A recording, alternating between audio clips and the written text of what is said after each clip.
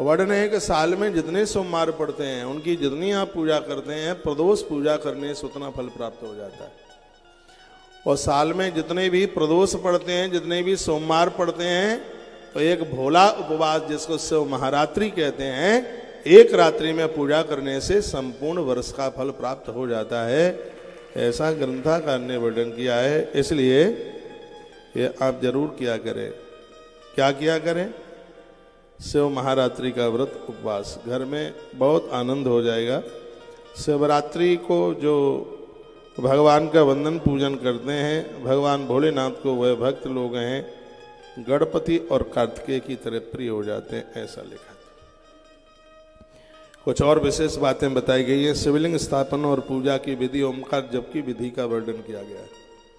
ओम वही लगा सकते हैं जिन्होंने गुरुमुख से मंत्र को सुना है, नहीं तो ओम नमः शिवाय नहीं जप पाएंगे, वो सिर्फ नमः शिवाय का ही जप कर पाएंगे। ओम लगाने का अधिकार उन्हीं को ही है जिन्होंने गुरुमुख से मंत्र कोई भी आपने सुना है, फिर आपको हर मंत्र के ऊपर ओम लगाने का अधिकार हो जाएगा।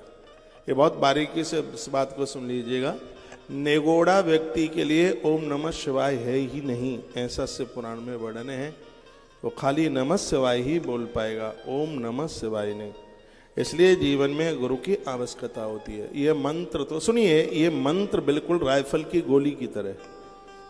राइफल बंदूक की गोली पड़ी, उस पर लठ मारो, थपाड़ी मारो, पत्थर मारो, वो अपना प्रभाव नहीं गोली दिखाती। और जब उसको बंदूक की नली में रखकर हौर से दबा देते हैं तो गोली अपना काम कर देती है। जैसे बंदूक की नली के लिए गोली और मंत्र के लिए गुरुदेव की बोली। गुरुदेव की बोली भी बिल्कुल राइफल की गोली की तरह, गोली फिसल जाएगी लेकिन ये बोली नहीं फिसल सकती। और मंत्र सिद्ध हो जाता है जब उसको गुरुमुख से सुना जाता है। इसलिए गुरुजनों के सानिध्य में बड़ी शुद्धता के साथ गुरु लोग 5 बार दीक्षा देते हैं तो मंत्र का उच्चारण करवाते हैं, उसमें कहीं अशुद्धि न हो जाए, क्योंकि इसमें विसर्ग का भी यदि अंतर आ गया तो इसके परिणाम है वह अपने आप में बिल्कुल विपरीत हो जाएंगे। तो ओम लगाने का अधिकार उन्हीं को ही है। बोलते भले ही रहिए लेकिन उसका कोई फल होगा नहीं।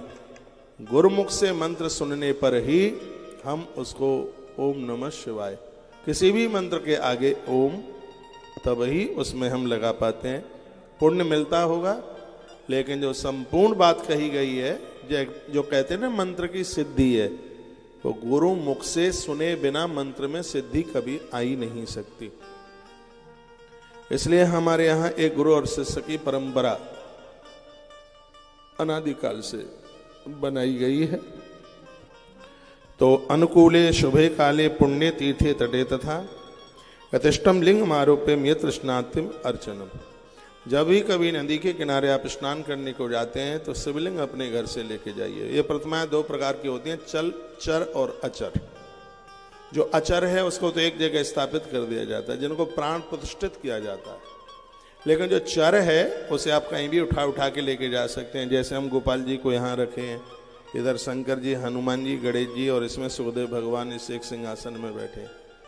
जहाँ भी हम कथाओं में भगवान को संग ले लेकर के जाते हैं, इनको चर प्रतिमाएं कहते हैं। इनको आप कहीं भी ले जा सकते हैं। आप भाग्यशाली हैं, गंगा माई आपके पास में है। तो वर्णन है, कहा गया अनुकूले शुभे काले पुण्य तीर्थे तटे तथा। आप रोज नहीं जा सकते हैं तो भैया माइक कम है आज, तो जब आपको समय मिले सुन ले। अनुकूल समय में, पर्व के समय में आप महादेव की पिंडी को संग लेकर के जाइएगा। और वो भी आप नहीं ले जा सकते हैं तो कोई भी नदी है उसकी बालू के शिवलिंग बनाइए। पार्थिवेन थापेनम, पार्थिव यानी मिट्टी के शिवलिंग, उनको बना करके उनका पूजन कीजिएगा। प्रथमम मृक्षलादिभ्यो लिंगम लोहादिव कृतम। सबसे अद्भुत जो शिवलिंग हैं वो मिट्टी के ही शिवलिंग ज़्यादा प्रभावशाली है, बहुत ज़्यादा उनका प्रभाव है। फिर नीलम रक्तम च वैदूर्यम श्यामम मार्कतम तथा। ये कथा के पहले दिन मैं बोल रहा था, नवरत्न के शिवलिंग भी बड़े प्रभावशाली है, लेकिन इनकी एक ही एक पिंडी आप अपने घर रख पाएंगे। ऐसे नर्मदेश्वर हैं जो एक से अनेक अपने घर रख सकते हैं। आप चांदी के रखते हैं एक ही शिवलिंग रख पाएंगे, मूंगा के एक ही, नीलम के एक ही, मोती के एक ही, गोमेद के एक ही, हीरा का एक ही शिवलिंग आप रख पाएंगे। ऐसे बाणलिंग, बाणलिंग दूसरा नाम नर्मदेश्वर है इनका, इनको एक से अनेक अपने घर में रख सकते हैं। नीलम रक्तम च वैदूर्य श्यामम मार्गतम तथा मुक्ता प्रभाल गोमेद वज्राणी नवरत्नकम। ये 9 तरह के ये शिवलिंग की बात बताई गई। एक बात बड़ी सुंदर बात कही गई है, जिस धातु का शिवलिंग है उसी धातु की उसकी जलेरी यानी उसकी पीठ होनी चाहिए। लेकिन एक ऐसे नर्मदेश्वर हैं, पाषाण के नर्मदेश्वर, उनकी जलेरी है वो चांदी की हो, तो उसका बहुत ज़्यादा प्रभाव है अपने आप में। नहीं तो पारदेश्वर आपने बनाए हैं तो नीचे पारद का नीचे का भी हिस्सा फिर वही होना चाहिए।